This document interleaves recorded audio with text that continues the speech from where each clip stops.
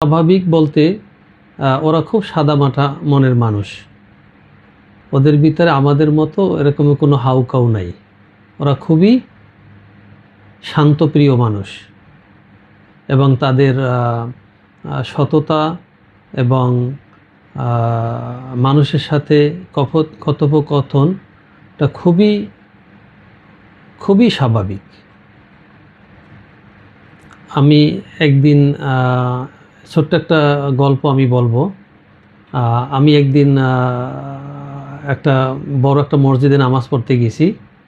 অজু শেষে অজুর আগে আমি আমার চশমা আর ঘড়িটা ওখানে রেখে আসছি। তো আমি টোটালি ভুলে গেছি আমার এই জিনিসটা আনার জন্য। এক পর্যায়ে আমি ওখান থেকে চলে আসছি আমার বাসাতে।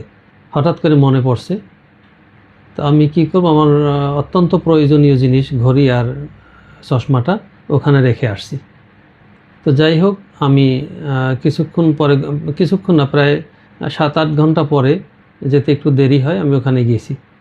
যাওয়ার পরে আমি গিয়ে দেখি আমার জিনিসটা যেখানে আমি রাখছি ঠিক সেখানেই আছে। তো কাজে এই জিনিসটা আমাদেরকে বিশাল একটা সংকেত দেয়। তো আমরা সবাই যেন আমাদের বেশ কিছু লোকের ভিতরে এরকমের একটা মন মানসিকতা আছে।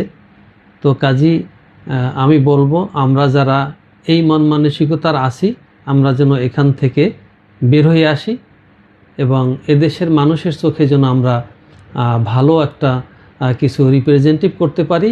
কারণ আমাদের এই আচরণটাই আমাদের পুরো কমিউনিটির ভিতরে এটা স্প্রেড করবে। এখান থেকে ওরা একটা ধারণা নিবে আমাদের প্রতি যে আমরা আসলেই সৎ। তো কাজে আমাদের এই সততা, আন্তরিকতা এবং আমাদের এই ন্যায়নিষ্ঠা, এই জিনিসটা যেন আমরা ধরে রাখতে পারি। এটা আমরা একজনে যদি ধরে রাখতে পারি, তাহলে এই ভালো জিনিসটা আমাদের কমিউনিটির ভিতরে স্প্রেড করলে এটার ফল আমরা সবাই পাব। তো কাজে আমার অনুরোধ থাকবে, আমরা সবাই যেন বিনয়ী হই এবং সততার সাথে যেন আমরা চলতে পারি।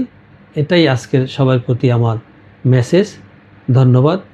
ভালো থাকবেন, সুস্থ থাকবেন, এই কামনায়। আল্লাহ হাফেজ। আপনার যদি কোনো প্রশ্ন থাকে এখনই কমেন্ট করুন।